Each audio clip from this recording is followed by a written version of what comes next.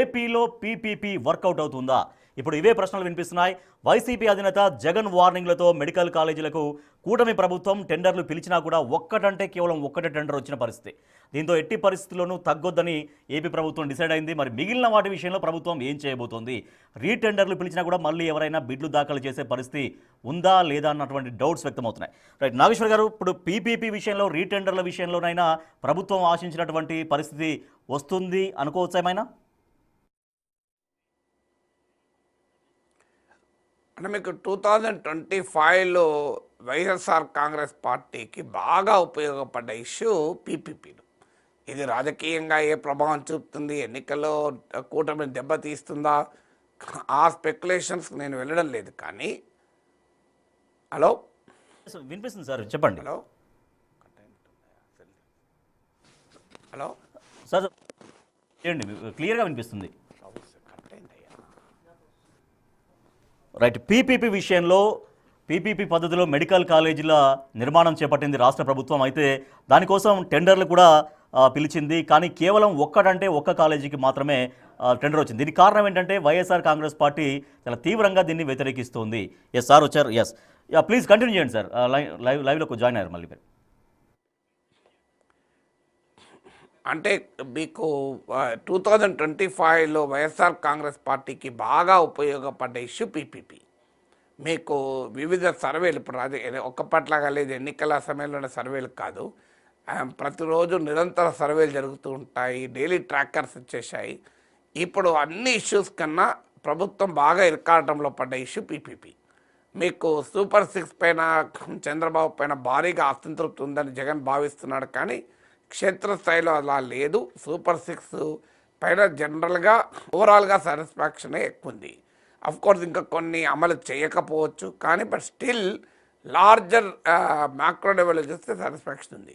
అలాగే టీడీపీ జనసేనల మధ్య క్షేత్రస్థాయిలో అక్కడ ఇక్కడ కొన్ని విభేదాలున్నా రెండు పార్టీల మధ్య నాయకత్వ స్థాయి నుంచి ఓటర్ల స్థాయి వరకు ఆ కెమిస్ట్రీ పర్ఫెక్ట్గా ఉంది. అందువల్లనే మీకు ఆంధ్రప్రదేశ్ రాజకీయాల్లో 2024 ఎన్నికల్లో కనిపించిన రాజకీయ వాతావరణము, ప్రజాభిప్రాయము 2026 ఎంటర్ అవుతుంటే కూడా పెద్దగా మార్పులేదు. అయితే వైఎస్ఆర్ కాంగ్రెస్ పార్టీకి పాజిటివ్గా ఉన్న అంశం ఏంటంటే 2024లో తనకు వచ్చిన 40% ఓటింగ్ను 1.5 years తర్వాత కూడా వైఎస్ఆర్ కాంగ్రెస్ పార్టీ కూటమి దాడి నిర్బంధం ఉన్నా కూడా నిలబెట్టుకోగలుగుతుంది. అక్కడి నుంచి ఎంత పెంచుకుంటామన్నది కీలకం. సో ఆ పెంచుకోవటానికి ప్రభుత్వం పట్ల వ్యతిరేకతగా ఉన్న అంశాలన్నింటినీ ఏరుకోవాలి, వాటిపైన పోరాడాలి. అమరావతి ఇష్యూ పైనేమో జగన్ ఏమీ చేయలేడు, ఎందుకంటే జగన్కు ఆ అవకాశమే లేదు. సో అమరావతిలో మీకు నారాయణ ముందు ఒక రైతు గోడు వినిపించుకుని కుప్పకూలిండని ఇలాంటి ఎన్ని చెప్పినా అమరావతి ఇష్యూలో జగన్మోహన్ రెడ్డి గతంలో అనుసరించిన ఓ విధ్వంసక విధానం వల్ల అమరావతిలో అవకాశమే లేదు. సో ఇక దేనిపైన చంద్రబాబు నాయుడు ఎదుర్కోవాలి? జగన్ నమ్ముతున్నది ఏంటంటే సూపర్ 6 పైన బాగా వ్యతిరేకత ఉందని నమ్ముతున్నాడు. అది వాస్తవం కాదు.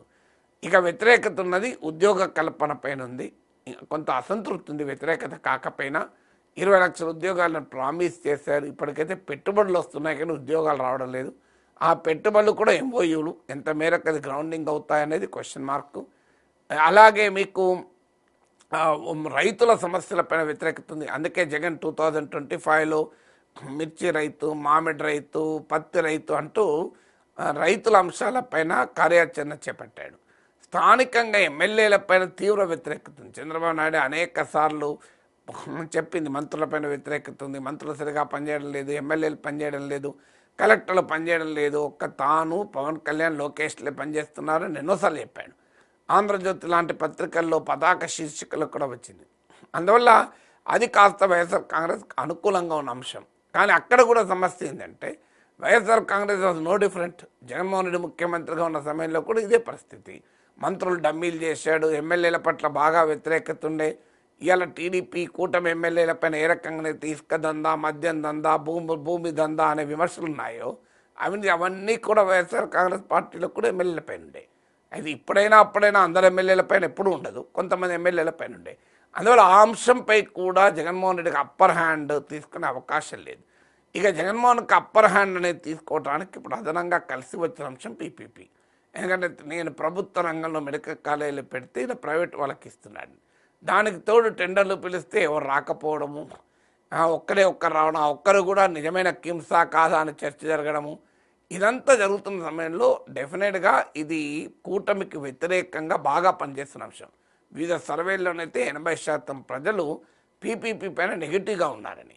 అందుకే చంద్రబాబు నాయుడు పదే పదే పీపీపీని సమర్థించుకుంటూ నరేంద్ర మోడీ చెప్పాడు, వాజ్పేయి చూపిన మార్గం అంటూ తానొక్కడే డిఫెండ్ చేస్తే ప్రజలు కన్విన్స్ కారు కనుక మోడీకి ఉన్న గుడ్విల్ను, వాజ్పేయికి ఉన్న గుడ్విల్ను అదంతా వాడే ప్రయత్నం చేస్తున్నాడు. సో అది ఏది చేసినా మిగతా విషయాలు అంటలేడు. సూపర్ 6 విషయంలో మోడీ కూడా చేశాడు, వాజ్పేయి చేశాడని చెప్తలేడు చూడండి. అందువల్ల జగన్మోహన్ రెడ్డికి బాగా కలిసి వచ్చిన అంశం 2025లో ఈ మెడికల్ కాలేజ్.